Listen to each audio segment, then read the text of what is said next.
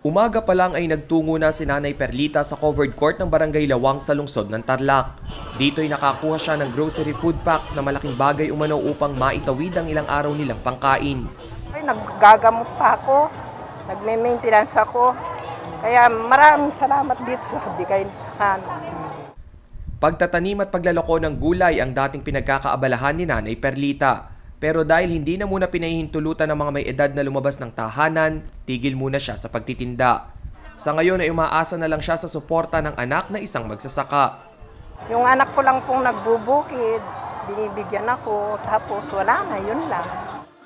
Isa si Nanay Perlita sa higit 9,000 benepisyaryo ng food packs mula sa pamilya Angeles na umikot sa Barangay Santo Domingo, San Juan de Mata, Lawang at iba pang lugar upang mamigay ng ayuda. Ayon kay Tarlac City Mayor Christy Angeles, ang pamamahagi nila ng pandemic food packs ay inisyatiba ng kanyang pamilya.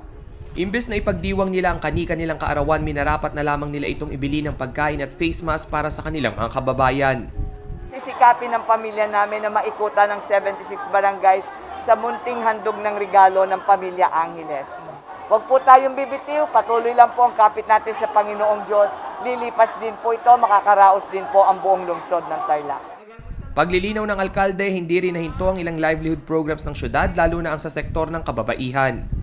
Wala na raw masihigit pa kung may source of income o pinagkakakitaan ngayong panahon ng krisis. Nandyan po yung palahi ni Pogi, nandyan din naman po yung pamimigay natin ng 5 pass the gift na tinatawag natin.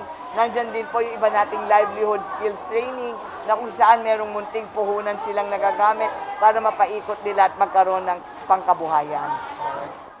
Ayon naman kay kaisa Women's Organization Chairperson Katie Angeles Go, maliban sa backyard chicken farming, ipinoporma na rin nila ang iba pang livelihood programs para sa mga Tarlacenya.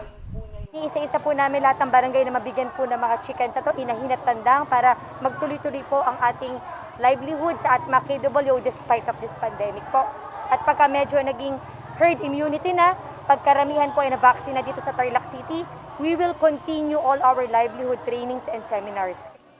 Samantala, patuloy naman umanong iikot ang munting handog na regalo ng pamilya Angeles Drive sa buong syudad upang mamahagi ng grocery food packs hanggat hindi natatapos ang pandemya. Rainiel Pawid, CLTV News.